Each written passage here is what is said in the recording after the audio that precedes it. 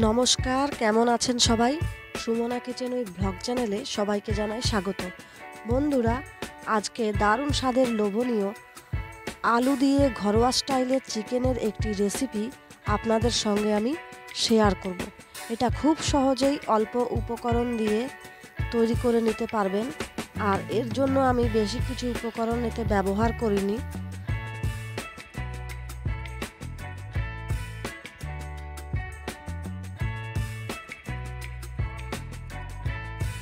প্রথমেই নিয়েছিলাম 3টে মাঝারি সাইজের আলু, ডুমো ডুমো করে কেটেছিলাম।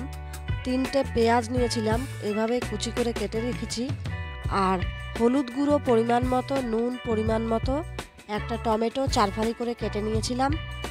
আর নিয়েছিলাম আদা, কাঁচা পাকা লঙ্কা, 2টো শুকনো লঙ্কা আর রসুন একসাথে বেটে নিয়েছিলাম।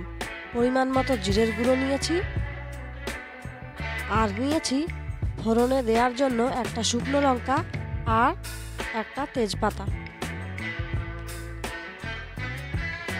আর নিয়েছিলাম চিকেন মশলা।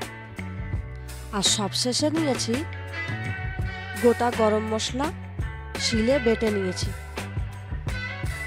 আর এখানে আমি চিকেন নিয়েছিলাম 350 গ্রাম মতো।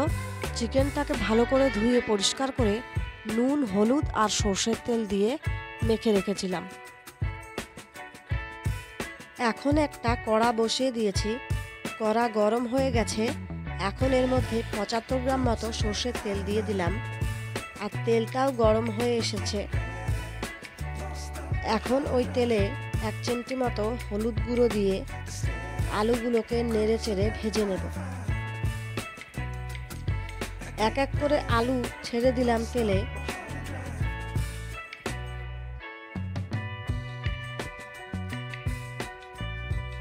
আলুটাকে খুব ভালোভাবে নেড়ে চেড়ে হালকা লালচে করে ভেজে তুলে রাখবো।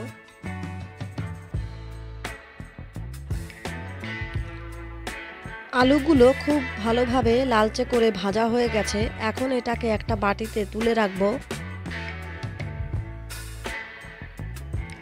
আর এখন ওই তেলেই ফোড়নে দিয়ে দেব একটা শুকনো লঙ্কা আর একটা তেজপাতা। আর তার সাথে পেঁয়াজ কুচিটাও অ্যাড করে দেব।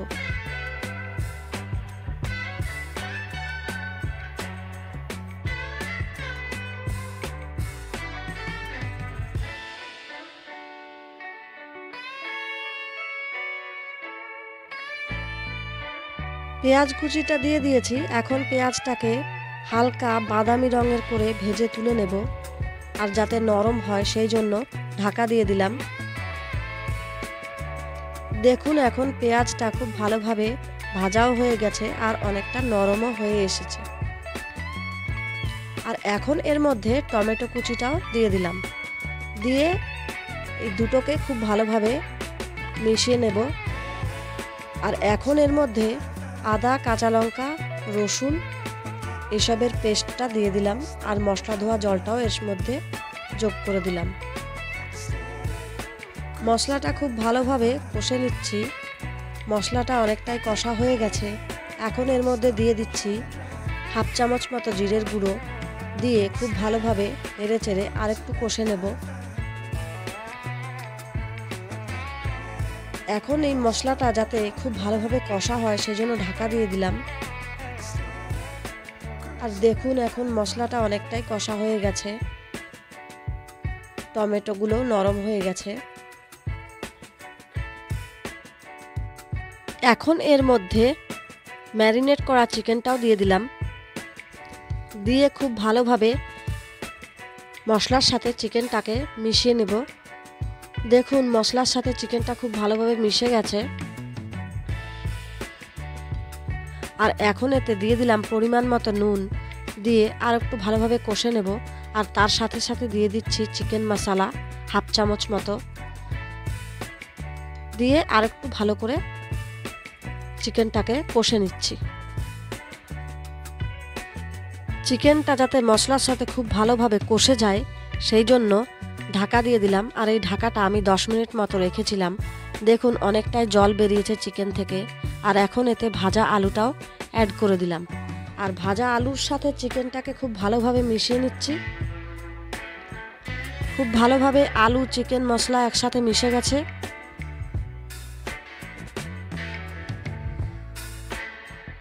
সব কিছু খুব ভালোভাবে কষে গেছে।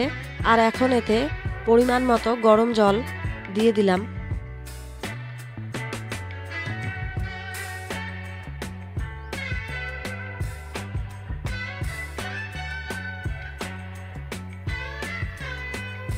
আর এখন এই ঝোলটাকে ঢাকা দিয়ে প্রায় 10 মিনিট মতো ফুটতে দেব।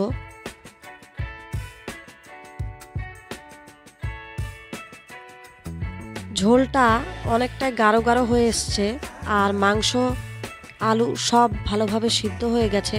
আর এখন এতে গরম মশলাটা দিয়ে দিলাম। আর এই যে গরম মশলা ধোয়া জলটাও এর মধ্যে দিয়ে দিচ্ছি। দিয়ে আর একটু ভালোভাবে নেড়ে চেড়ে এটাকে নামিয়ে নেব। আর আমার এই রেসিপিটি রেডি এখন। তাহলে আজকের এই আলু দিয়ে চিকেন কারি রেসিপিটি কেমন লাগলো কমেন্টের মাধ্যমে একদম জানাতে ভুলবেন না। আর ভিডিওটি ভালো লাগলে একটা লাইক, শেয়ার করে দেবেন। এখনও যারা যারা আমার চ্যানেলটিকে সাবস্ক্রাইব করেননি তারা আমার চ্যানেলটিকে সাবস্ক্রাইব করে আমার পাশে থাকবেন। তাহলে আজকের মতো এ পর্যন্তই।